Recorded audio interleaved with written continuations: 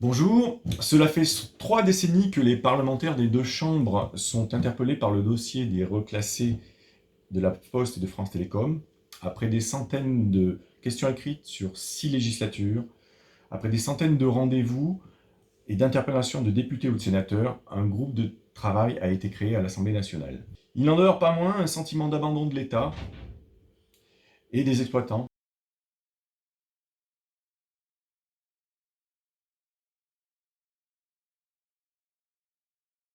Une décision du Conseil d'État nous avait donné raison, mais elle ne permettait pas un honnête dédommagement.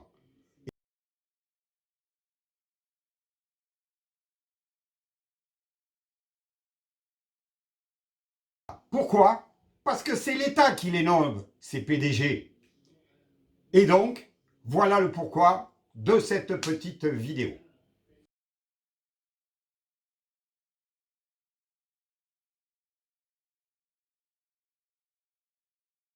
Monsieur le député, monsieur le représentant des exploitants, pendant cette réunion, je veux surtout aborder des points précis concernant vos réponses multiples et variées faites aux élus et aux agents de l'État, ainsi qu'aux gouvernements successifs. Ces réponses, qui sont incomplètes ou erronées, doivent être chiffrées pour que monsieur le député puisse se rendre compte de la gravité du sujet. Mais c'est une sombre diffamation. Nous allons voir, nous allons voir.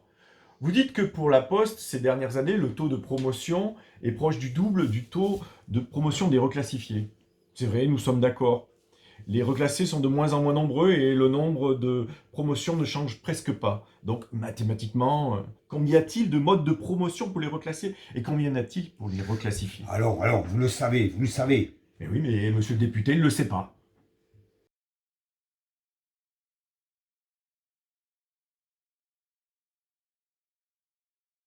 Bon, alors, on va dire 3 promotions pour les reclassifiés et 1 pour les reclassés.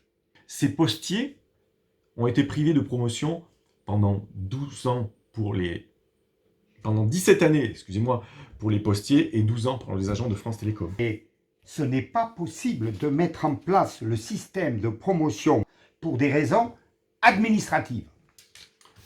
Tout comme ce n'était pas possible de mettre en place les listes d'aptitude avant 2010.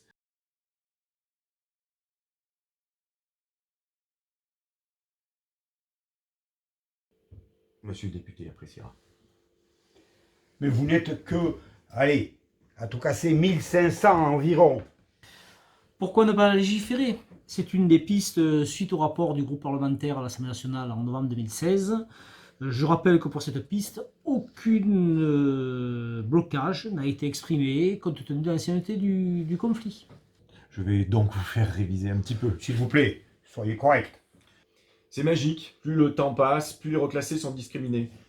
Pas étonnant qu'on a parlé de martyrs administratifs. Écoutez, je vais vous faire quand même remarquer que beaucoup de vos collègues ont fini par signer malgré tout. C'est vrai, juste avant de partir à la retraite, pour essayer d'augmenter leur maigre pension amputée de 17 années d'éventuelle promotion. Nous avons mis en place le droit d'option qui était une avancée pour les reclassés. Voulant signer la reclassification, vous ne pouvez pas le nier.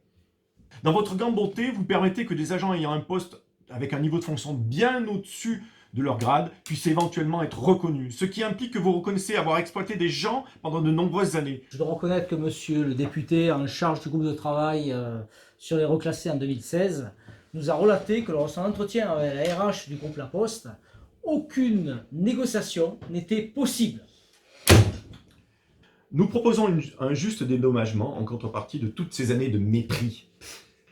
C'est pour cela qu'il est possible de négocier une soulte pour solde avec l'État et les exploitants.